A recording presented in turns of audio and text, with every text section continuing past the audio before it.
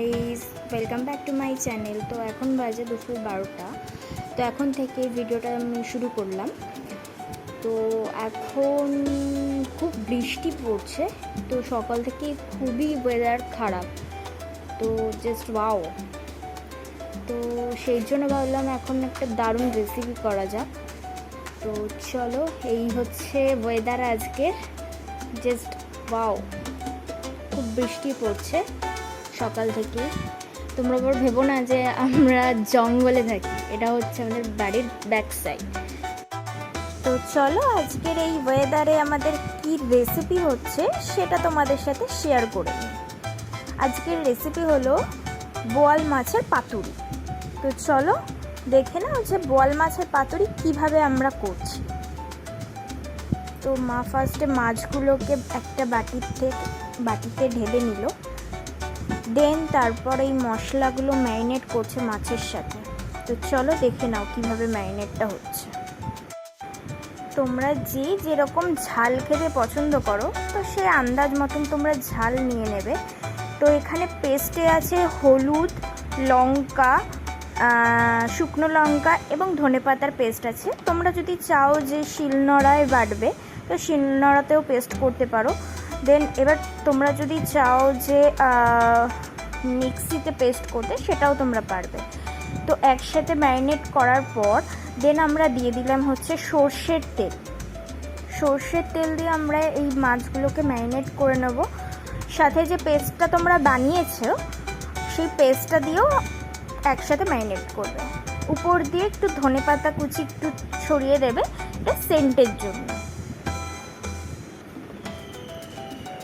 তো তারপরে একটু সর্ষের তেল দিয়ে আবার একটু ম্যারিনেট করে নেবে, যাতে ভালো মতন মশলাটা লাগে মাছের গায়ে। এবার একটা কলা পাতা নিয়ে নিলাম। কলা পাতার মধ্যে একটু সর্ষের তেল দিয়ে দিলাম। সর্ষের তেল দিলাম কেন? যাতে মাছটা যখন স্টিমে দেব, তখন যাতে পাতাটা যাতে না পুড়ে যায় বেশি, আর মাছগুলো যাতে খুব ভালো থাকে। দেন তারপরে দিয়ে দেবো হচ্ছে মাছগুলো। যে যেরকমভাবে ডেকোরেট করতে পারবে সে সেরকমভাবে ডেকোরেট করে দেবে মাছগুলো, যাতে সুন্দর লাগে দেখতে। এবারে মাছগুলো একের পর এক দিয়ে দিচ্ছি। চলো দেখে নাও।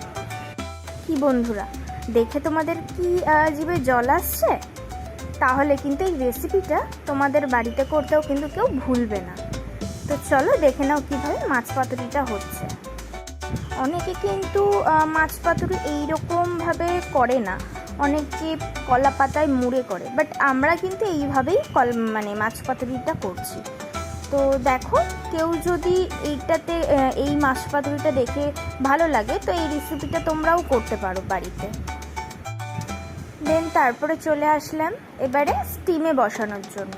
একটা কড়াই নেব, তার উপরে একটা কলা পাতা দেবো। দেন তারপরে যে কলা পাতাটার উপরে মাছগুলো রেখেছিলাম, সেই কলা পাতাটা কিন্তু এবারে কড়াইটার মধ্যে তুলে নেব।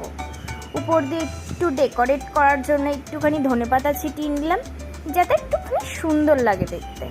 তো দেখে নাও, চলো। কি বন্ধুরা, কেমন লাগছে দেখতে? মাছ পাতুরি রেডি হয়ে গেছে। দেখে নিই যে কীরকম লাগছে মাছ পাতুরিটা দেখতে। ওয়াও, দেখতেই পারছো। আহা, তার সাথে এই ওয়েদার, মাছ পাতুরি আর এই ওয়েদারটার কম্বিনেশনটাই পুরো আলাদা। তো চলো, এবারে আমরা স্টিমে বসিয়ে দিয়েছি মাছ পাতুরিটাকে। এবারে আমরা আধ ঘন্টা কি 1 ঘন্টা স্টিমে রেখে দেবো, যে মাছ পাতুরিটা হবে। তো দেখতেই পারছো কত সুন্দর দেখতে লাগছে। তো এই যে মা খুব সিরিয়াস হয়ে গেছে মাছ পাতুরিটা নিয়ে।